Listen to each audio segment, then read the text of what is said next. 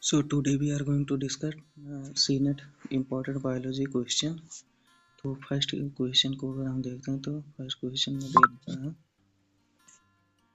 The largest bone in the human body की largest bone क्या होती है। तो ऑप्शन फर्स्ट की हम बात करते हैं तो ऑप्शन फर्स्ट में टीबिया दे रखा है। तो टीबिया तो बेसिकली होगा नहीं। टीबिया जो होता है वो हमारे लेग वाले रीजन में पाए जाने वाली बोन होती है। फीमर की अगर हम बात करें तो फीमर जो होती है ये भी लेग में ही पाई जाती है और फीमर जो होगा ये largest bone in the human body होगा। तो जो बी वाला ऑप्शन होगा ये हमारा करेक्ट ऑप्शन होगा।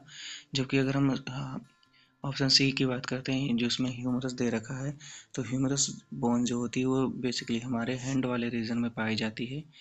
और ऑप्शन अगर सी की हम बात करें तो ऑप्शन सी जो होता है उसमें पेल्विक दे रखा है। तो पेल्विक जो होती है वो हिप रीजन में पाई जाने वाली बोन्स होती है। तो इस ऑप्शन तो क्वेश्चन नंबर 6 का जो ऑप्शन होगा वो बी होगा, फीमर होगा इसका ऑप्शन। नेक्स्ट क्वेश्चन की अगर हम बात करते हैं तो नेक्स्ट क्वेश्चन में दे रखा है which vitamin is synthesize in skin. कौन सा विटामिन जो होता है स्किन के द्वारा सिंथेसाइज किया जाता है। तो विटामिन ए की अगर बात करते हैं तो विटामिन ए तो होगा नहीं बेसिकली, क्योंकि विटामिन ए जो होता है वो वसा में घुलनशील विटामिन होता है। और अगर विटामिन ऑप्शन बी विटामिन बी12 की बात करते हैं तो विटामिन बी12 भी नहीं होगा।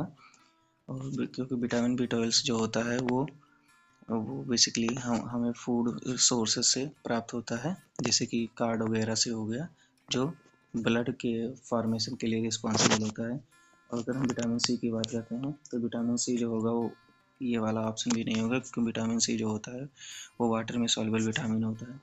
विटामिन डी की अगर हम बात करते हैं तो विटामिन डी जो होता है वो स्किन में पाया जाने वाला होता है, जो कि सिंथेसाइज विटामिन डी के फॉर्मेशन के लिए रिस्पॉन्सिबल होता है। जब हम सनलाइट में जाते हैं तो बेसिकली हमारी जो स्किन ऊपर की लेयर स्किन होती है एपिडर्मिस, वो विटामिन डी नामक विटामिन डी का मतलब फॉर्मेशन करती है। तो इसका जो करेक्ट ऑप्शन होगा वो डी वाला हो जाएगा। नेक्स्ट क्वेश्चन की अगर हम बात करते हैं तो नेक्स्ट क्वेश्चन में दे रखा है the main function of the red blood cells का जो होता है मेन फंक्शंस क्या होता है। इम्यूनिटी प्रोवाइड करना, ऑप्शन फर्स्ट में दे रखा है ब्लड क्लॉटिंग के लिए रिस्पॉन्सिबल होता है, ऑक्सीजन ट्रांसपोर्ट के लिए रिस्पॉन्सिबल होता है, या हार्मोन सिक्रेशन के लिए रिस्पॉन्सिबल होता है। तो इसका जो ऑप्शन होगा वो सी होगा। जो हमारी आरबीसी होती है वो ऑक्सीजन के ट्रांसपोर्टेशन के लिए रिस्पॉन्सिबल होती है। नेक्स्ट क्वेश्चन की अगर हम बात करते हैं तो नेक्स्ट क्वेश्चन में दे रखा है which organ detoxify harmful substance. कौन सा मतलब जो हमारा ऑर्गन होता है वो हार्मफुल सब्सटेंस के डिटॉक्सिफिकेशन के लिए रिस्पॉन्सिबल होता है। तो ऑप्शन ए में दे रखा है वो दे रखा है किडनी। तो बेसिकली किडनी इसका ऑप्शन होगा नहीं, क्योंकि किडनी जो होते हैं हमारे ब्लड के फिल्ट्रेशन के लिए रिस्पॉन्सिबल होता है। इसका जो सेकंड ऑप्शन दे रखा है लीवर, तो लीवर हमारा करेक्ट ऑप्शन होगा, क्योंकि लीवर जो होता है वो हार्मफुल सब्सटेंस के डिटॉक्सिफिकेशन के लिए रिस्पॉन्सिबल होता है। और ऑप्शन सी दे रखा है तो ऑप्शन सी में लंग्स दे रखा है। तो लंग्स जो होता है वो ऑक्सीजन के एक्सचेंज एंड CO2 को बॉडी से रिमूव करने के लिए रिस्पॉन्सिबल होता है।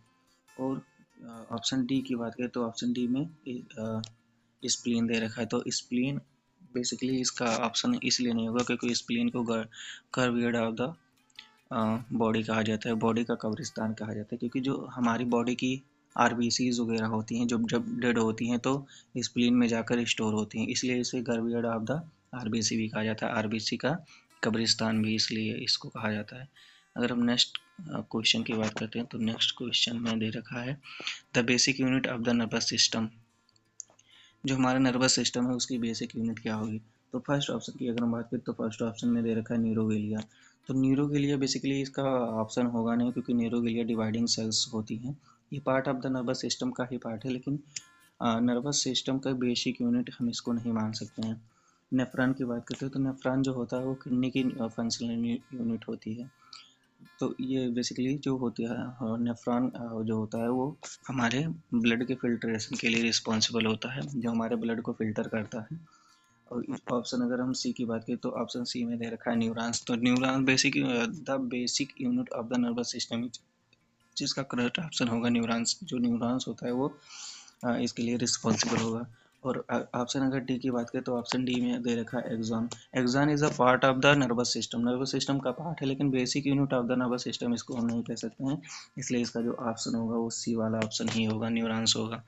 नेक्स्ट क्वेश्चन की अगर हम बात करते हैं तो नेक्स्ट क्वेश्चन में दे रखा है which enzyme is present in saliva.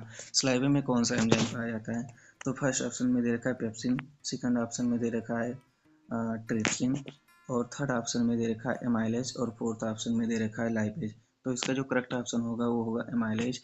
Basically pepsin trypsin जो पाए जाते हैं वो हमारे स्मॉल इंटेस्टाइन का पाए, पेप्सिनोजन, ट्रिप्सिनोजन, काइमोट्रिप्सिनोजन, ये सारे एंजाइम्स जो होते हैं वो स्मॉल इंटेस्टाइन से निकलते हैं।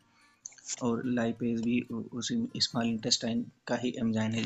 जबकि सलाइवा जो होता है वो एमाइलेज, वो हमारी माउथ से सिक्रीट, माउथ में पाया जाता है, जो बैक्टीरिया की ग्रोथ के लिए प्रिवेंट करता है, बैक्टीरिया की ग्रोथ को प्रिवेंट के लिए रिस्पॉन्सिबल होता है।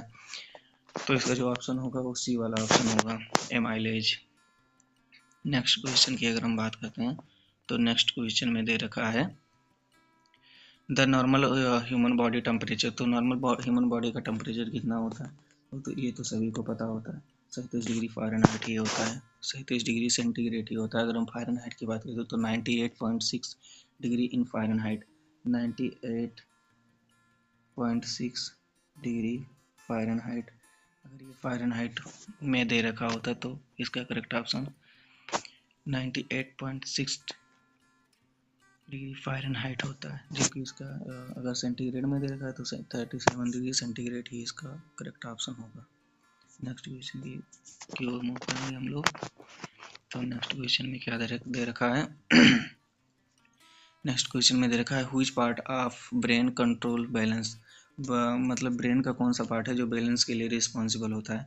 तो सेरिब्रम की बात करें तो सेरिब्रम जो होता है लार्ज पार्ट होता है, जो दो हेमिस्फीयर में डिवाइड होता है, राइट और लेफ्ट हेमिस्फीयर। ये वाला पार्ट जो होता है सेरिब्रम में पाया जाता है। और मेड्यूला इसका होगा नहीं, पोन्स भी होगा नहीं। सेरिबेलम जो होता है वो हम बॉडी के बैलेंस के लिए रिस्पॉन्सिबल होता है। सेरिबेलम वाला पार्ट जो होता है वो बॉडी के बैलेंस के लिए रिस्पॉन्सिबल होता है। बेसिकली सेरिबेलम कुछ इस तरीके से होता है, कुछ इस तरीके से सेरिबेलम हमारे ब्रेन में होता है, जो किसके लिए रिस्पॉन्सिबल होता है? बैलेंस के कंट्रोल के लिए, बैलेंस के लिए रिस्पॉन्सिबल होता है। तो इसका जो राइट ऑप्शन होगा वो डी ही होगा। नेक्स्ट क्वेश्चन की अगर हम बात करते हैं तो नेक्स्ट क्वेश्चन में दे रखा है blood clotting require. Blood clotting के लिए कौन सा विटामिन रिक्वायरमेंट होता है? तो विटामिन ए बेसिकली नहीं होता, विटामिन बी नहीं होता, विटामिन सी भी नहीं होगा। तो इसका जो करेक्ट ऑप्शन होगा वो विटामिन डी होगा, जो क्लॉटिंग फैक्टर के लिए रिस्पॉन्सिबल होता है। तो इसका जो करेक्ट ऑप्शन होगा वो डी होगा। नेक्स्ट क्वेश्चन की अगर हम बात करते हैं तो नेक्स्ट क्वेश्चन में दे रखा है which gas is release during photosynthesis. Photosynthesis के दौरान कौन सी गैस रिलीज होती है? तो carbon dioxide, oxygen, nitrogen and hydrogen. तो फोटोसिंथेसिस के दौरान जो गैस रिलीज होती है वो ऑक्सीजन गैस होती है। जब ड्यूरिंग द इन सनलाइट के प्रेजेंस में जब प्लांट फोटोसिंथेसिस करते हैं तो बेसिकली वो जो हमारी ग्राउंड से वो ऑक्सीजन, ग्राउंड से वो क्या करते हैं, ग्राउंड से वो वाटर लेते हैं और इन्वायरमेंट से वो कार्बन डाइऑक्साइड लेते हैं। तो जो वाटर वो ग्राउंड से लेते हैं ड्यूरिंग फोटोसिंथेसिस, वो वाटर टूटता है और ऑक्सीजन उसी वाटर से क्या निकलती है, जब वो H2 टूटता है, ब्रेक होता है, तो उस H2 से ऑक्सीजन गैस निकलती है ड्यूरिंग द फोटोसिंथेसिस के दौरान। तो इसका जो करेक्ट ऑप्शन होगा वो बी होगा।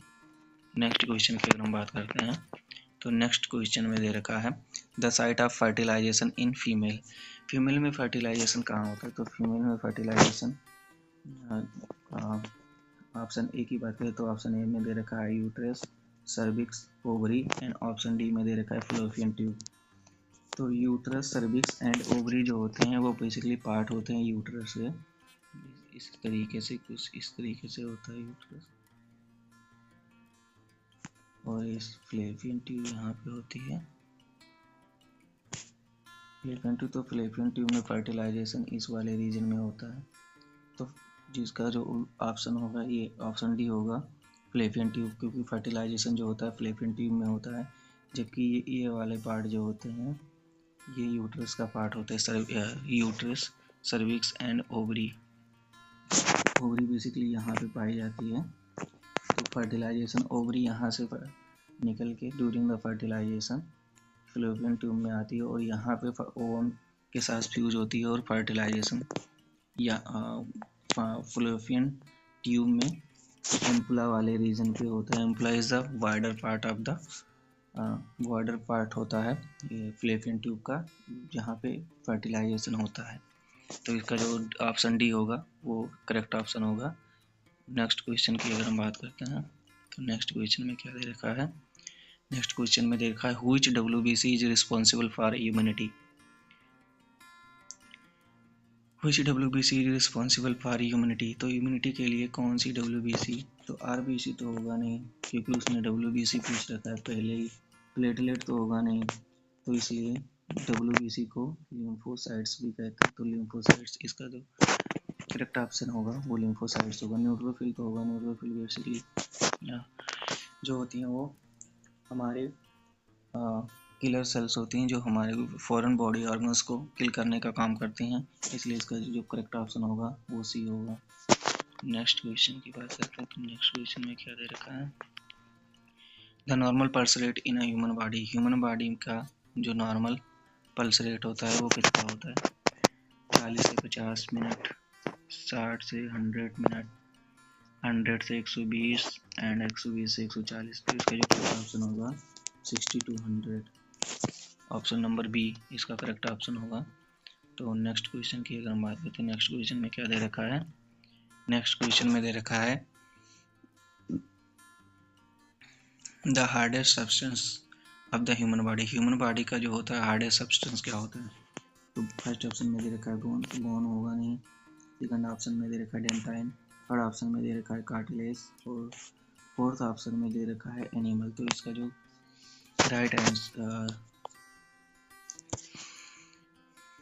राइट ऑप्शन होगा वो होगा डी, एनिमल होगा, क्योंकि जो हमारी टीथ होती है टीथ के ऊपरी पार्ट में एनिमल वाला भाग पाया जाता है कुछ इस तरीके से। ये वाला पार्ट जो होता है hardest substance of the human body, जो एनिमल होता है वो ऊपरी वाले पार्ट में हमारी टीथ के, ये टीथ का स्ट्रक्चर होता है। तो ऊपरी वाले जो होता है हेड वाले रीजन में एनिमल जो होता है वो hardest substance of the human body होता है, जो सब बहुत ही हार्ड होता है, इसके लिए रिस्पॉन्सिबल होता है, क्योंकि इसमें मिनरल्स वगैरह बहुत हार्ड मात्रा में पाए जाते हैं। अगर नेक्स्ट क्वेश्चन की ओर हम बात करते हैं तो नेक्स्ट क्वेश्चन में क्या दे रखा है। व्हिच हार्मोन रेगुलेट मेटाबॉलिज्म, कौन सा हार्मोन है जो मेटाबॉलिज्म को रेगुलेट करता है। तो इंसुलिन, तो इंसुलिन तो होगा नहीं क्योंकि इंसुलिन जो होता है वो किसके लिए रिस्पॉन्सिबल होता है, बॉडी में ग्लूकोज लेवल को कम करता है। एड्रेनालिन जो होता है किडनी से सिक्रीट होने वाला हार्मोन होगा, जो एड्रेनल ग्लैंड से निकलता है, ये इसके लिए रिस्पॉन्सिबल होगा नहीं मेटाबॉलिक रेगुलेशन के लिए। ऑप्शन सी की अगर हम बात करें तो ऑप्शन सी में दे रखा है थायरॉक्साइन, जो बेसिकली थायराइड ग्लैंड से सिक्रीट होता है, जो बीएमआर के रेगुलेशन में हेल्प करता है। मतलब बॉडी के बीएमआर बेसल मेटाबॉलिक रेट यानी कि मेटाबॉलिज्म के लिए रिस्पॉन्सिबल होता है, मेटाबॉलिज्म के लिए की रेगुलेशन के लिए रिस्पॉन्सिबल है। तो इसका जो थर्ड ऑप्शन होगा सी होगा थायरॉक्सिन, करेक्ट ऑप्शन होगा। ग्रोथ हार्मोन बेसिकली बॉडी के ग्रोथ के लिए रिस्पॉन्सिबल होता है। तो डी वाला ऑप्शन होगा नहीं, तो इसमें जो करेक्ट ऑप्शन होगा वो सी ही होगा।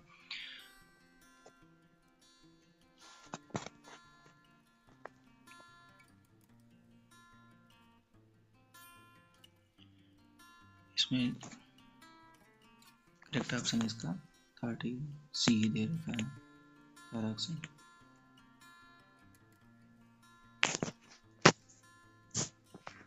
ऐसी इन्फॉर्मेटिव वीडियो को देखने के लिए मेरे चैनल को लाइक शेयर एंड सब्सक्राइब करें।